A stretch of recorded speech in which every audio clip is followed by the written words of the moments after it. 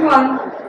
What I'm delighted to see is that this is my second year at the Luxury Travel Fair, and there's certainly a lot more people today than there were last year.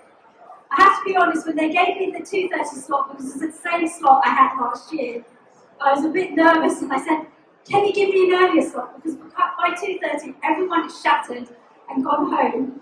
So I'll have no audience. So actually the fact that you will come, thank you so much.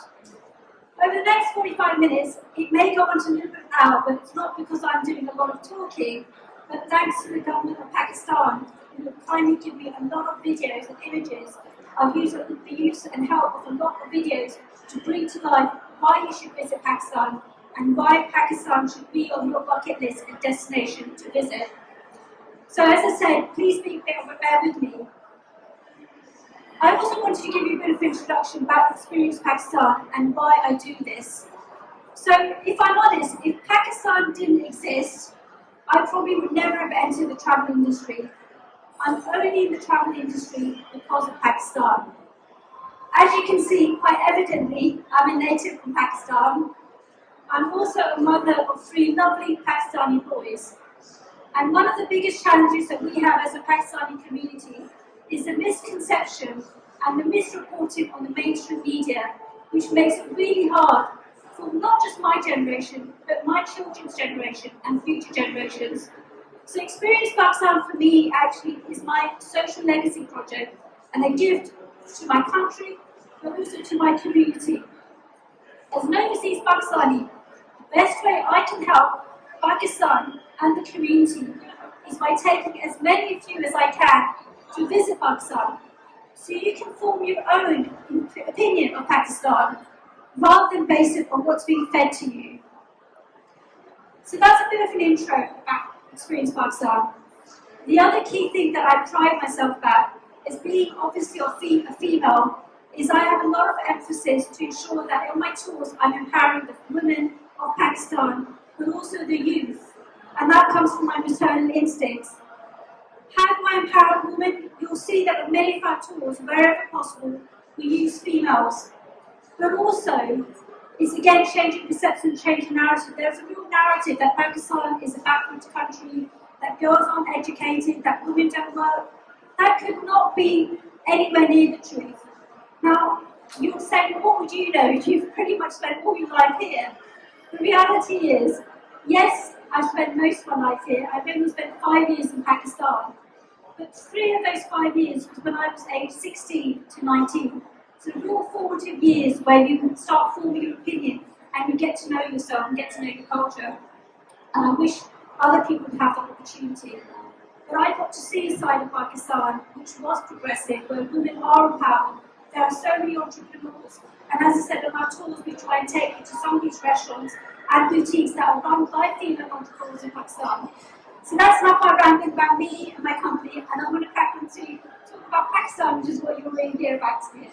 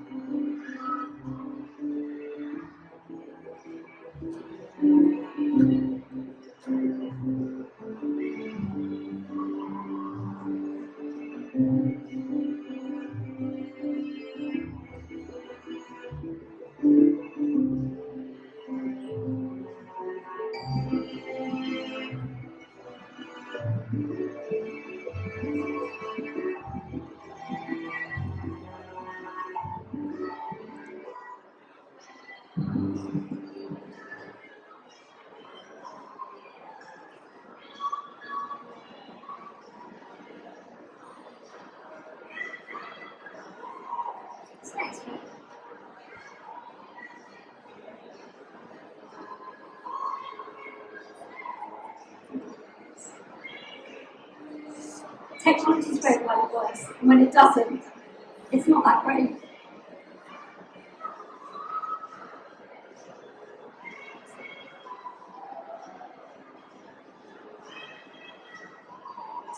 Okay, so in 2018, when Imran Khan came into government, he described Pakistan in a really nice way. He said that Pakistan is an undiscovered jewel in Asia, and I couldn't agree more with him. There are so many times when me and my family, my extended family, have been up north and sat there in a cafe and just looked around us and thought, why don't people know about this place? Why are people not visiting? And to be fair, I think as a nation, we've done a disservice to our country by not marketing it so well. So,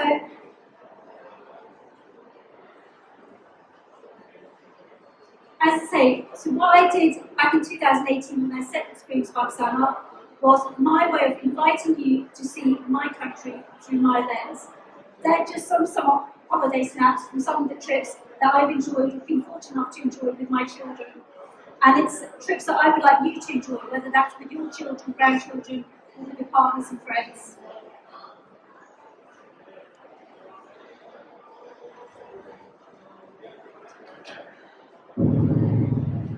Cradled between the majesty of the Himalayas and the depths of the Arabian Sea lies a land with over 5,000 years of history, passion, adventure, opportunity, where diverse landscapes exemplify the cultures within,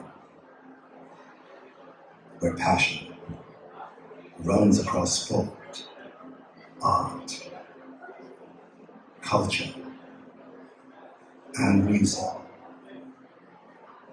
where adventure flows through the veins of its mighty rivers. Here, there's an ancient wisdom in the air. All one has to do is breathe it in.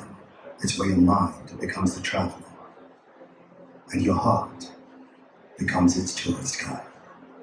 You feel it before you hear it. It's a place where mountains don't just stand tall.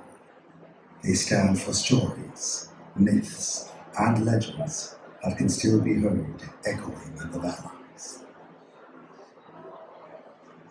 It's a land where optimism and a pioneering spirit live on, where even the ordinary is extraordinary, where artists and artisans, innovators and builders wake up with dreams in their eyes and courage in their hearts, where opportunity lies in the very idea of possibility. All that is missing is you. Salam, Pakistan. Okay. Again, I just need to say this. I want to thank Pakistan Tourism Board because a lot of the videos I'm using, I can't take credit or ownership that is from the government of Pakistan that I've taken. So, moving on. I often get asked a question about Pakistan and say, what is it that we can do? Because relative to many countries around the world, there's a lot of kind of ambiguity around the country where people have no idea what there is to see and do. So I've kind of tried to categorize it into 4 types of holidays that you can enjoy in Pakistan. The first type being adventure. So some of you will know, and you've seen the videos, that Pakistan is going to some of the most incredible mountains in the world, of which K2 and Alpha are just a few of them. If that's what you're seeing, if you don't like the mountainscapes, you can see that there's lots of culture and history on offer. In fact, it's one of my most popular tours. And what's lovely about the culture and history tours is that what you'll see is because of the geographic location of Pakistan, it has lots of influence from Hinduism, from Buddhism, from Sikhism, and obviously Islam. But I think there's this whole perception that Pakistan's a Muslim country and this lack of knowledge of, yes it is, but actually it's also home to the Indus civilization, which is the oldest civilization in the world, and it's something that we cover in the culture and history tour. The third category being hybrid. So for some people, Pakistan may only be a once-in-a-lifetime trip, and they want to, within that trip, trying to get a flavour of both the mountains and the cityscape. So what the hybrid tour does, it doesn't go into the depth and detail that perhaps some of the exclusive tours does, but it gives you a really nice flavour to see some of the history, the urban, the cultural aspects, but also some of the natural beauty of the landscape. And then I have what I call my fourth tour, the recreational tours. So this is something I pride myself in. I don't think anyone actually currently offers. As I said, I lived in Pakistan for 3 years, and whilst living there, I got to see a lifestyle that many over here just don't know about. So when I say to people we do bespoke, tailor-made golfing holidays, I always get quizzical looks. What, you mean they play golf in Pakistan? And I'm like, well, you know what, every country, every society has its elites. And I'm not saying we're elitist, but I know my father, who's filming in the back, is a huge golfer. And he's played in some incredible golf courses all around Pakistan. And he's always shared pictures and videos saying, "Sorry, this is great." In fact, it's home to 2 international golf courses in Lahore and in Multan. We also have collaborated with a yoga teacher and nutritionist. So we do things like yoga treat, because one of the things that I found in 2018 when I went to Hunza and saw the whole mountainscape, I said, oh my God, this is just made for yoga retreats and made for just escapism to really detox your body. We also do cricket tours. So the nice thing is international cricket as we started. I don't know how many of you in the audience, how many are cricket followers? So you saw that, I mean, my condolences, I know that we won this time, but you did beat us last time. So cricket and the England cricket team have started to come back to Pakistan. In February, we have the Pakistan Super League cricket team. So not to want to bore those of you who don't follow cricket, but I think we've also got the World Cup cricket happening again in February. So we kind of can tailor-make tours around that. So as I said, for me, it's always about showing you Pakistan through a native's eyes. It's not just about doing the typical tours that you might see, but it's actually giving you the authentic side of Pakistan that perhaps no one else will show you. Right, so I'm going to kick off by the Northern Tour. So what does the Northern Tour typically cover? The Northern Tours, this map here is a nice way kind of to show you. So anything I talk about Northern Tours, I'm talking about Islamabad upwards, so it's looking at the mountains ranges. So we have some of the key attractions, the key highlights that you see on this tour is the Karga Buddha, which is here in Gilgit. It's a natural etching of the Buddha, which I don't think this picture does it justice, but obviously when you're there, you can see the humongous side of it, and how small you are to it. And that's one of the key attractions of Gilgit. Fairy Meadows. Now, Fairy Meadows is an option that you can add in when you go up north. It's not ideal for everyone, because I think with Fairy Meadows there's a certain level of fitness you need to have to be able to do that. I'm not going to judge anyone by age, and I will just simply say I'll judge it by fitness. And that's mainly because there's a part where the car simply cannot go beyond, and you need to trek that last bit. Although it's only 9 kilometres, it can take up to 3 hours because of the altitude and gradient of how high you go, and also because of the thinning of the air. Once you're in Hunza, the key attractions are Nanga Parbat, also going to Baltic Fort. So Baltic Fort, up until about, I think, 10 years ago, was a residence of the Prince of Hunza. He now lives in Islamabad with his family, and the government of Gilgit-Baltistan bought it. It's now a UNESCO heritage site, and I have to say they've done an incredible job at restoring it. It's actually a museum now, but the guide there is so well informed. And what I found fascinating, so I went there in 2019 with my father and my son, is that because I think 2 generations ago the prince actually married someone from Tibet, you will see a lot of influence of kind of Tibetan in terms of the architecture and the interior. And then the last thing, so if, for example, you wanted to go onto Skoru, so Skoru is one of the other key attractions. So one of the things here is the Shangri-La Resort, which again you can see the architecture has been influenced by China. But other bits, because I just didn't have space on the slide to put, it is also home to what we know as the kind of the cold desert. So what's so fascinating about it, and I think it's only in Pakistan and in Nepal that you can see it, is that you are surrounded by the snow-capped mountains, and then right amongst the middle you have this amazing, like, white sanded desert, which if you think about it, most of us think of desert, we think of Sahara and hot weather. We've never put mountains and deserts together. So, with the Northern Tours, we have various different options. We have a 14-day tour, which basically covers Islamabad, Gilgit, Hunza, so it's your standard kind of most popular tour. Now, I would always recommend that if you have the time and if you have the budget, to try and do that over 3 weeks. And the reason I say 3 weeks is that otherwise what you find is that because there are long distances you're travelling, it can become quite a full-on itinerary. When you do it as 3 weeks, you will enable us to put in some rest days where you can enjoy the holiday. I mean, the worst thing, and I've done it myself, where you've been on a holiday and you've come back and you thought, I didn't really see anything. I didn't feel. And what I don't want to do is make this an Instagrammable holiday, is how I define it, where all you're doing is tick box pictures, yeah, done it. I actually want you to go and experience and immerse yourself, enjoy potting around, meeting the locals. It just sometimes just sitting having coffee and people observing is just fascinating. So when you do it in 3 weeks, it enables you to do that.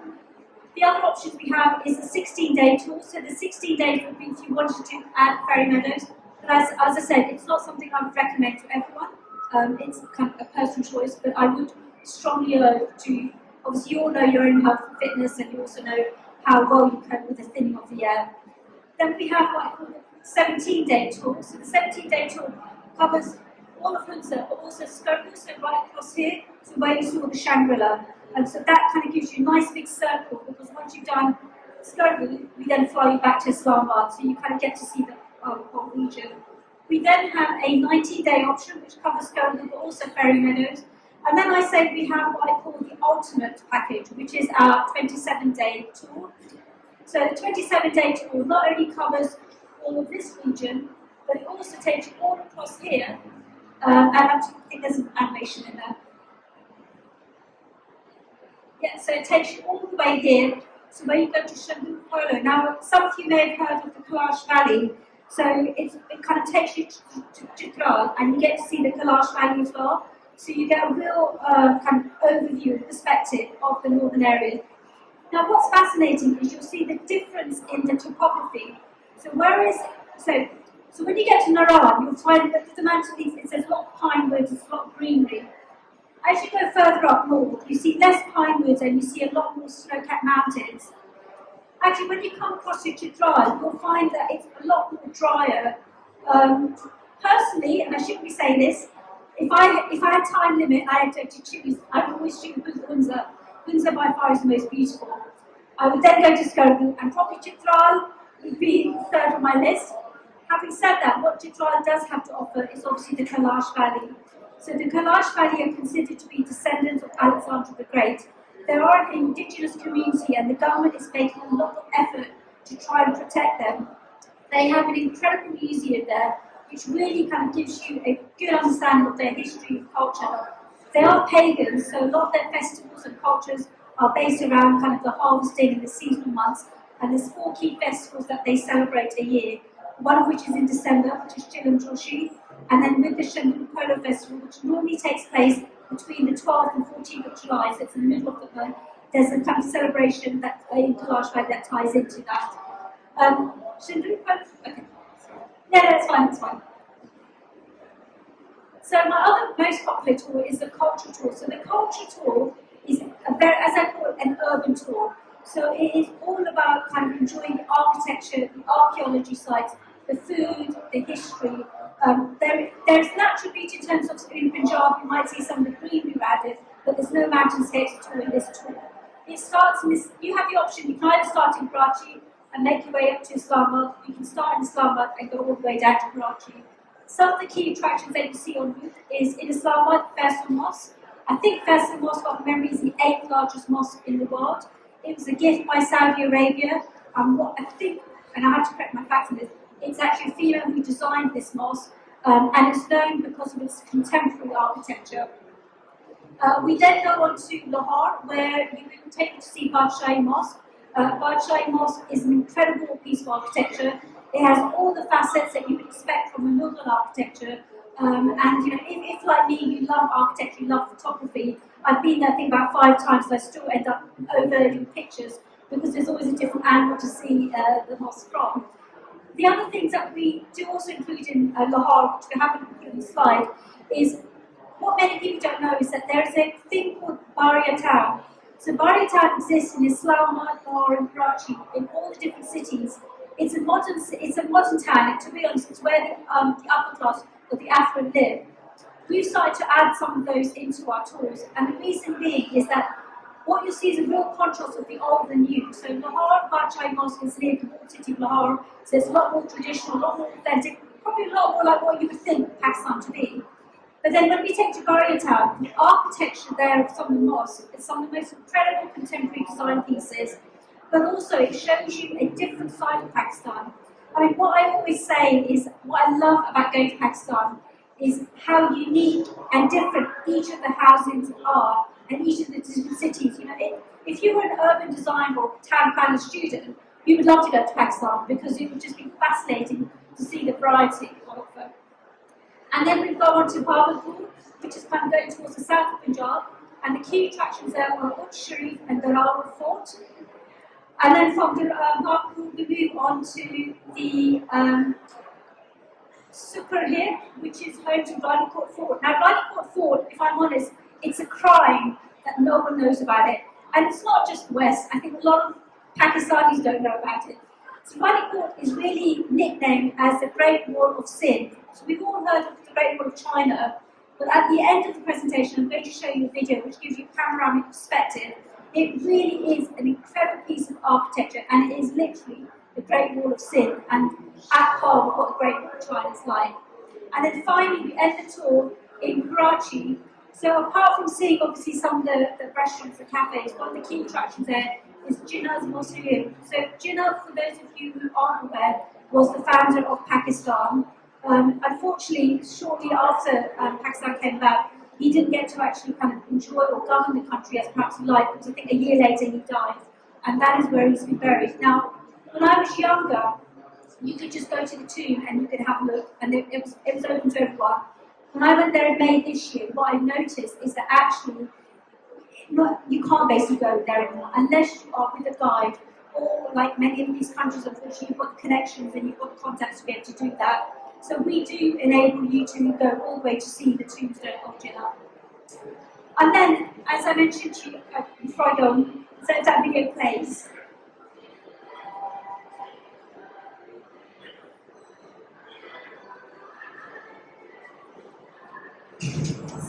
This video will show you some of the key sites you see.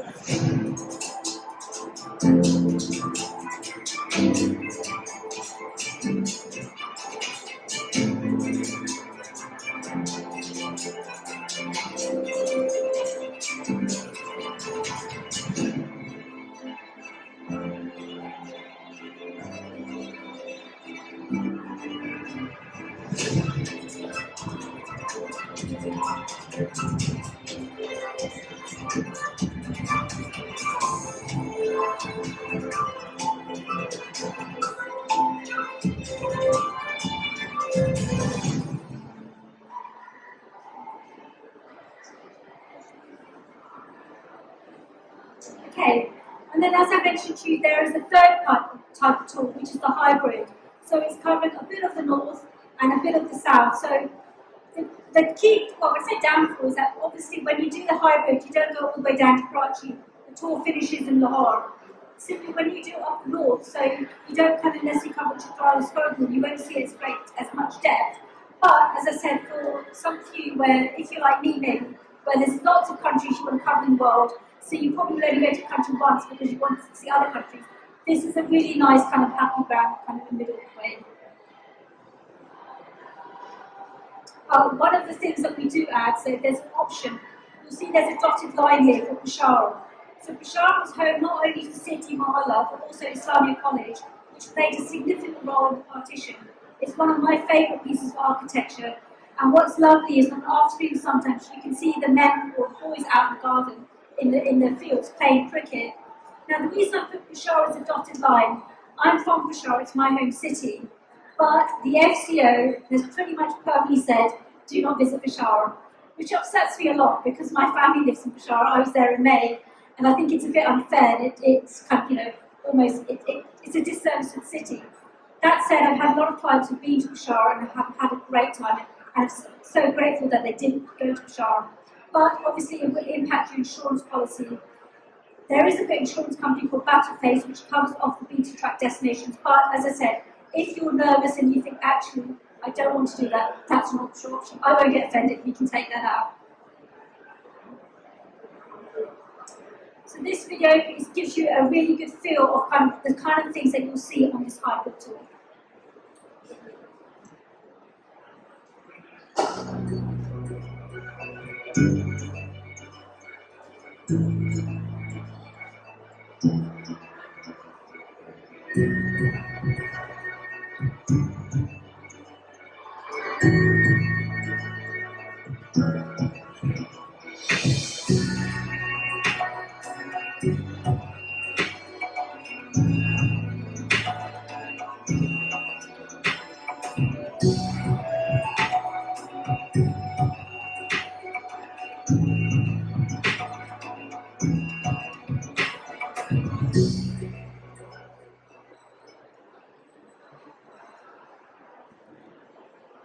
Okay, and finally we have the recreational tours.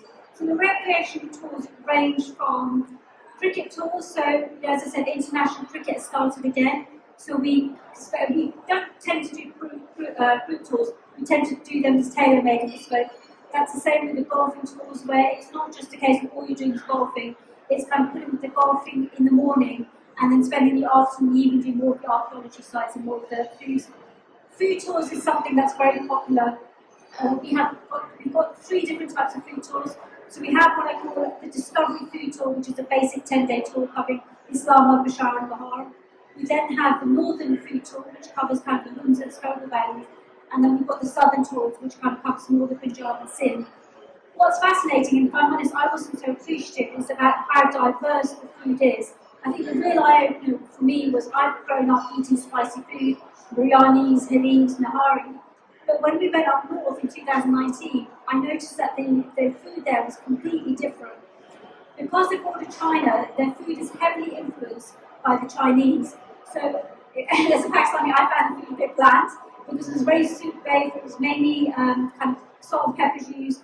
They eat a lot of yak meat, but also it tends to be, as I said, soup-based. And that's probably, when you think about it, it's obvious because about 5 months of the year over there, the weather's bitterly cold. So their diet naturally tends to become more inclined that way.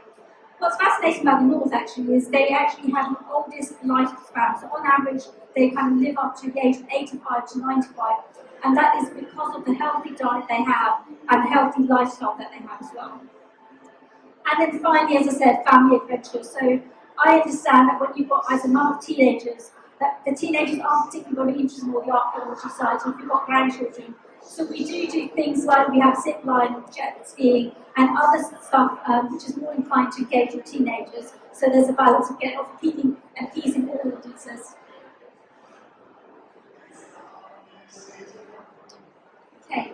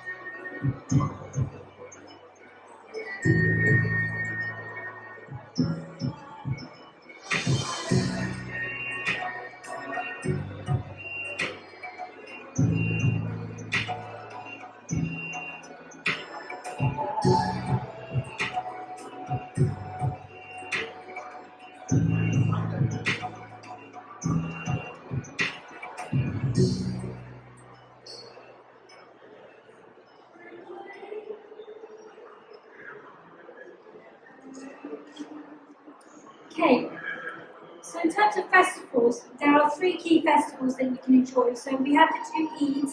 So you've got Eid al-Fitr. Now, because the Islamic calendar is based on the moon rather than the sun, you'll find that every year it will change relatively to British calendar. So, for example, Eid al-Fitr next year, I believe, is going to be on the 1st of April. What we'll enjoy about Eid al-Fitr is that you'll see all the buildings and monuments lit up with lights. The night before, now obviously with Eid al-Fitr it tends to fall after the month of Ramadan, and everyone's energy level. So in the month of Ramadan itself, we avoid doing tours, just because I don't think you'll get the most out of the holiday because everyone's energy levels are low. But one of the key attractions, if you were to go towards the end, is that the night before is a festival. It's a cultural thing, it's not a religious thing. It's something called Chandra. So Chandra is really the excitement where the women or the girls and the nieces and daughters will say to their uncles and aunts, let's go out to the bazaars. And you see the bazaars lit up where the girls are buying bangles. They're buying like clothes for Eid. They're getting their hands ordained with henna. So again, there's a real buzz about it because it's the excitement that as the month ends, it's a kind of celebration of Eid. Then we have Eid al-Adha. Now, I will be honest, if you are a vegetarian or vegan, I will not go for Eid al-Adha. So Eid al-Adha is celebrated after the month of Hajj. So it's when we kind of sacrifice the animal based on the Prophet Abraham's story of when he was asked to sacrifice his son Ismail by God. And he did so, but when he opened his eyes, in place of his son Ismail, there was a sheep. So that's a kind of obviously something that we follow, and it's celebrated 3 days after Hajj. So as I said, if you're vegetarian vegan, I would avoid it because you will see animals being sacrificed. But what you'll see is, so one of the key things about Eid al-Adha is when you sacrifice the animal, the principle has always been that a third of it is given to the poor community to ensure that they can also enjoy Eid and eat. You will then give a third to your neighbours or your family because again, it's all about charity begins at home, and then the third you can keep for yourself. So the principle of it is actually still caring about your community and giving back. And then, as I mentioned earlier, we've got the 5 Kalash festivals. So we've got Chilam Joshi in May, we've got Uchal in August, we've got Cholas December, and there's a fourth one which is tied in with the Shanghai Polo Festival. And I have to be honest, I forget the fifth one. So after this, I'm going to show you one more video which gives you a flavour of Shanghai Polo Festival. So Shanghai Polo Festival, I always describe is it's Pakistan's equivalent of Glastonbury. So if you think about Glastonbury, it's our equivalent. So there's obviously the matches and polo game during the day, but in the evening you've got local food, you've got local culture, dancing, poet recitation.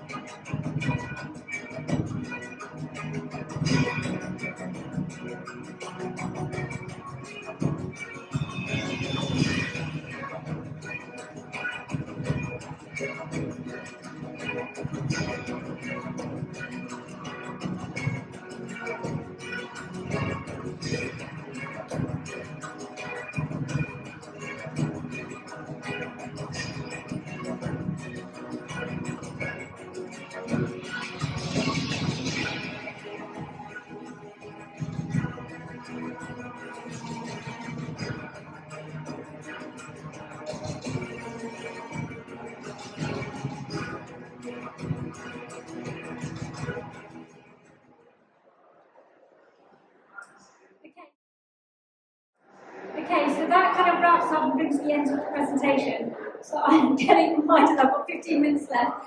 So I'm going to quickly go through frequently asked questions. Some of those I will whiz through, but the first key question I get asked all the time, and I have been asked today, is Pakistan safe?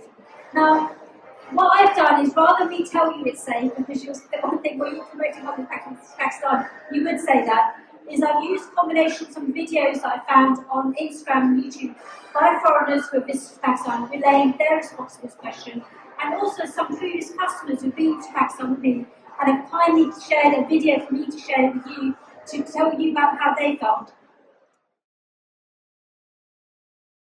Okay, before I do that, so what does the FCO say? So the FCO basically says,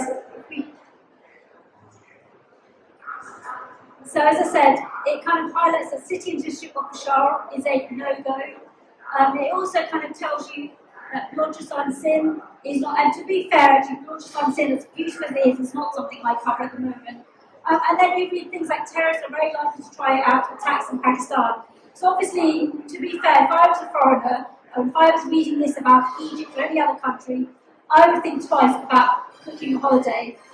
And so that's why I put this up. So this is what the FCO says.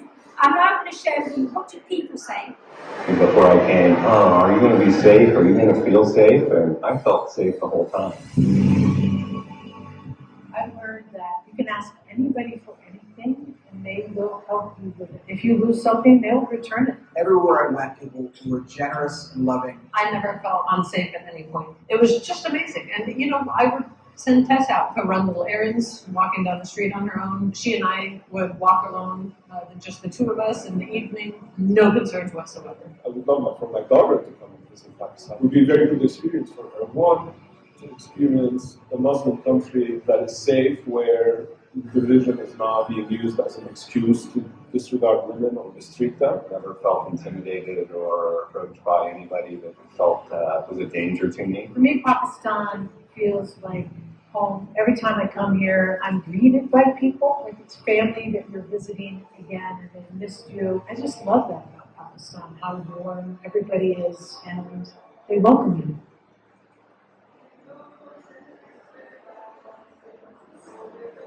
With amazing scenery, a rich cultural legacy, and friendly people, visiting Pakistan is a great travel experience. But is it safe? It's fair to say Pakistan has some long-standing economic and political problems. Safety is important, but it needs to be kept in perspective. The security situation has improved a lot over recent years, and millions of people visit Pakistan and come back safely. Neither has there been any attack on tourists targeted in the last 10 years or so.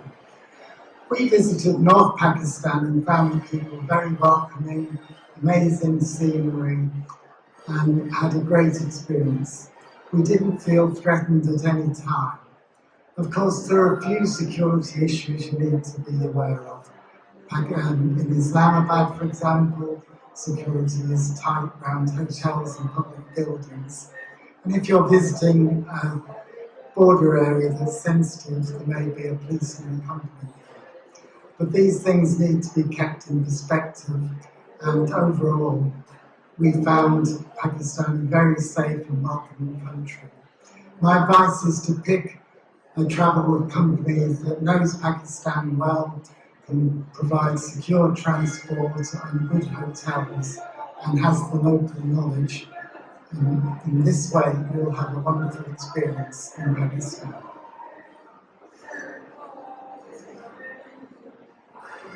When I booked a trip to Pakistan in 2023, my friends were all concerned about my safety.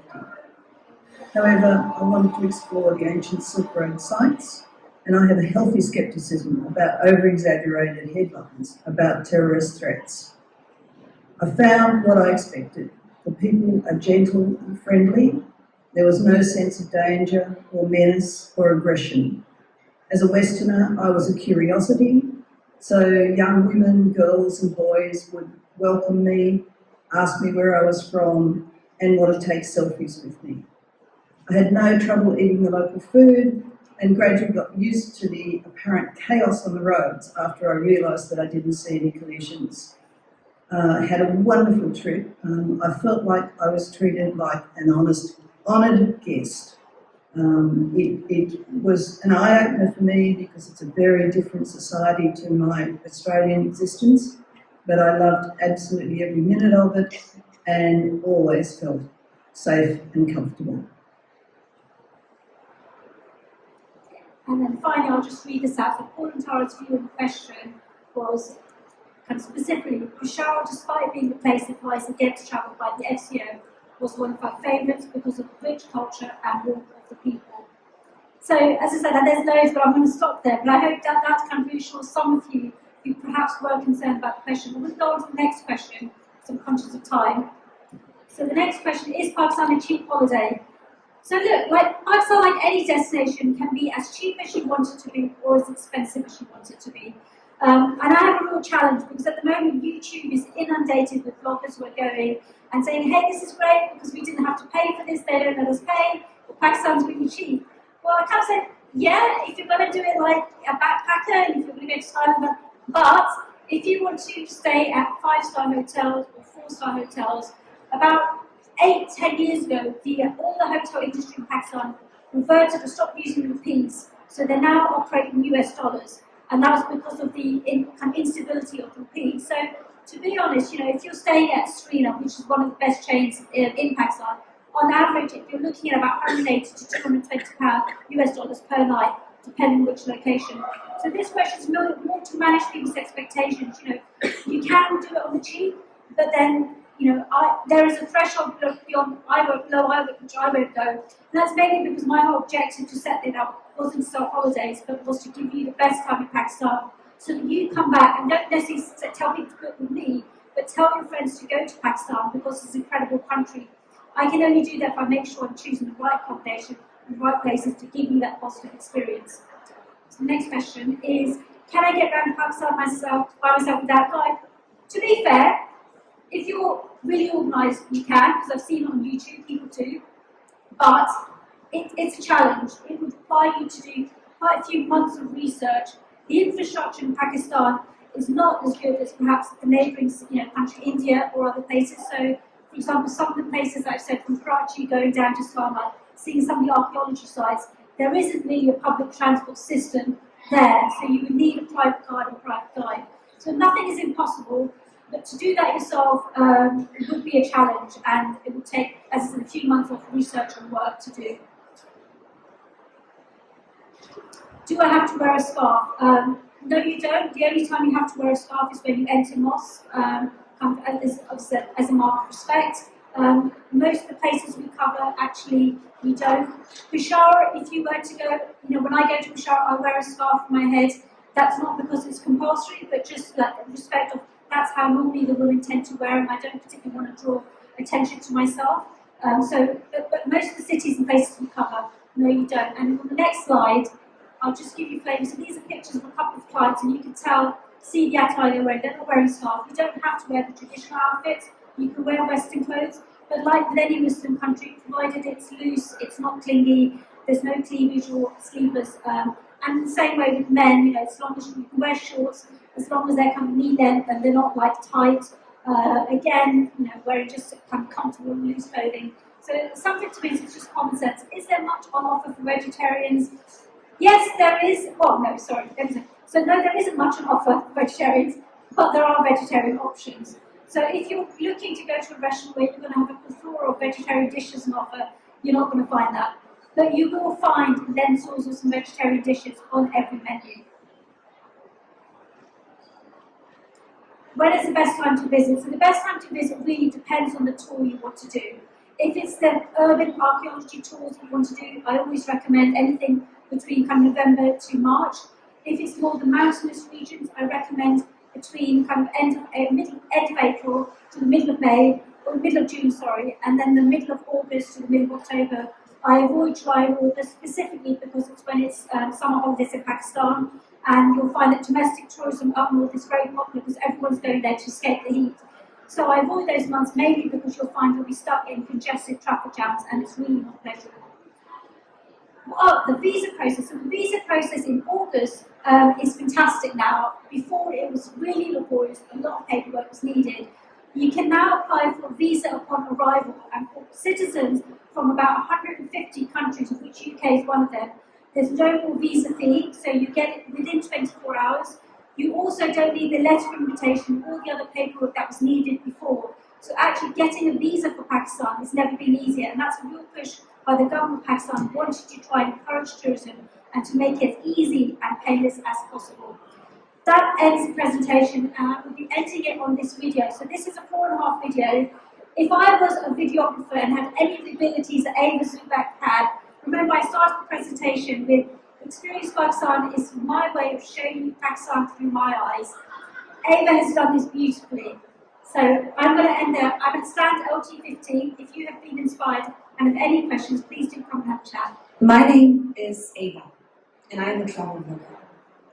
Over the last year, I traveled Pakistan far and wide, north to south and east to west. My videos and content about the country have garnered millions of views, but I'm not here to talk about myself today. Today, I'm here to talk about what I've seen of Pakistan and what I believe the future of Pakistan's tourism can be. See, most of my Pakistani friends start to chuckle when I tell them this, but it's really no joke. I believe that Pakistan can be the world's #1 tourism destination. It really can. Let me give you a few arguments as to why I think so. Starting with the mountains of Pakistan, one of the greatest assets that nature has bestowed on this country. Beyond the current resorts of Mount Jabba and Niltan, why can't ski resorts dot the peaks of these mountains?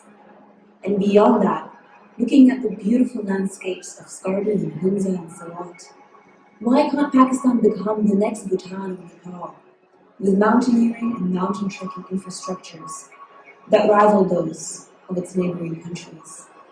With 8 out of the world's 20 tallest mountains, this should be the epicenter of the world's trekking, adventure, and mountain tourism. And just look at the mountains of the south. This is Hengol National Park in Balochistan. Now, why can't this become the next Grand Canyon?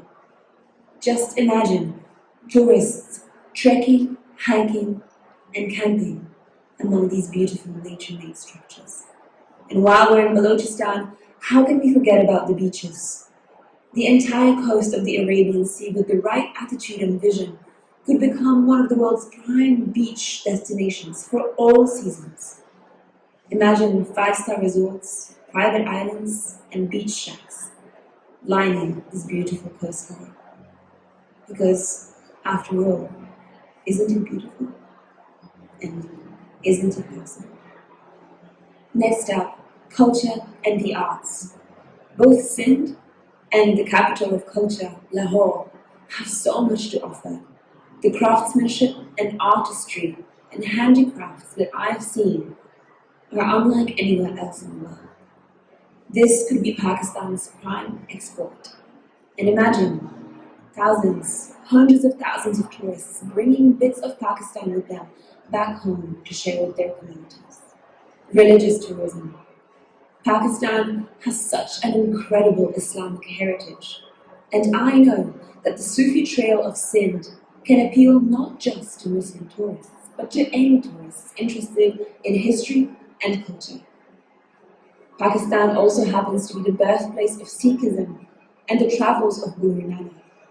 It's also home to some of the most important Hindu sites in the world, as well as Buddhist stupas and remains of a rich Buddhist heritage. History. Why don't more people around the world know that Pakistan is where the world's oldest civilization, the Indus Valley Civilization, This is the Great War of Sindh I was referring to. Why can't Naki Necropolis, Rangoon Fort, or Mohenjo-Daro become the next Machu Picchu or Angkor Wat? What exactly is preventing Pakistan from becoming the world's top destination for history buffs? And of course, let's not forget about the food. Pakistan has such a rich culture of food and cuisines, and the diversity from province to province is just astonishing. Take Lahore and Karachi, Where are the Michelin-starred restaurants? Why can't these places become some of the world's top culinary hubs for foodie tourism? Well, this is my Pakistan. It's going to take so much time, effort, dedication, and investment to bring this vision into reality. But I know that the gifts that Pakistan has been blessed with are endless. This is how I see the future of tourism in Pakistan, and I hope that you share my vision. And that brings it in. If you've been inspired, and I hope I've opened or challenged or changed perceptions that you may have had, or opened your mind about a country that perhaps was never on your radar, do come to me at Stanley LT15. Thank you so much for your time and attention. Much appreciated.